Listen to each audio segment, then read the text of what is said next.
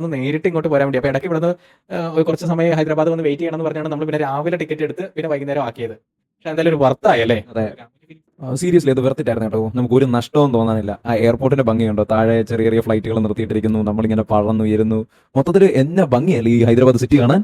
അതെ അതെ, നമ്മുടെ ബാംഗ്ലൂർ എയർപോർട്ട് ഷൂട്ട് ചെയ്തിട്ടുണ്ടായിരുന്നു ഇതേപോലെ തന്നെ. ഡൽഹി എയർപോർട്ട്, കൊച്ചിൻ എയർപോർട്ട് എല്ലാം ഒന്നിനൊന്ന് മെച്ചമാണല്ലേ. ഓരോന്നൊരു വെറൈറ്റി ഫീലിംഗാ മേളിൽ നിന്ന് നോക്കുമ്പോൾ. ആ ടൗണിന്റെ ഭംഗിയും ആ സിറ്റിയുടെ ആ ലൈറ്റപ്പ് ചെയ്തേക്കുന്ന മൊത്തത്തിൽ ഒരു പ്രത്യേക ഭംഗിയാണ്. അതേപോലെ ഗൈസ്, നിങ്ങൾക്ക് ഇപ്പോൾ നമ്മൾ വേറെ ഏതെങ്കിലും സ്ഥലങ്ങൾ ചെയ്യണമെന്ന് ആഗ്രഹം ഉണ്ടെങ്കിൽ നിങ്ങൾ ഉറപ്പായിട്ടും കമന്റ് ചെയ്യുക. നമ്മൾ പുതിയ പുതിയ ഡെസ്റ്റിനേഷൻസ് ആയിട്ട് വീണ്ടും വീണ്ടും വരുന്നതായിരിക്കും.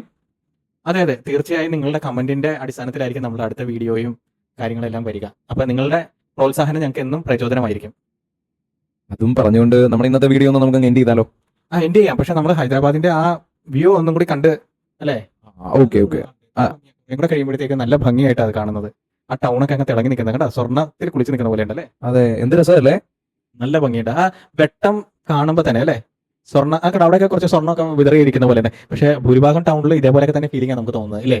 നമ്മൾ ബാംഗ്ലൂർ വന്നു കഴിഞ്ഞപ്പോഴും കൊച്ചി എന്ന് പറയുന്നതിലും കുറച്ചും കൂടെ വിഭിന്ന അവിടെ അല്ലേ. ഇതൊക്കെ കോർ സിറ്റികളായതുകൊണ്ട് കുറേ കൂടെ വെട്ടം കൂടുതലായിരിക്കും. ആ ഹൈവേ ഒക്കെ പോയിരിക്കുന്നുണ്ടല്ലേ. അപ്പൊ അങ്ങനെ രാമോജി ഫിലിം സിറ്റി നമുക്ക് കാണാൻ പറ്റി. നല്ലൊരു എക്സ്പീരിയൻസ് അങ്ങനെ പ്രേക്ഷകർക്കായിട്ട് നമുക്ക് പങ്കുവെക്കാനും പറ്റി. അപ്പൊ എല്ലാവർക്കും ഇതിൽ നിന്ന് രാമോജി ഫിലിം സിറ്റി കാണാനും എവിടേക്ക് ഏതൊക്കെ ഭാഗങ്ങളിൽ പോകണം എന്നുള്ളൊരു ഐഡിയ കിട്ടിയതായിട്ട് കരുതുന്നു.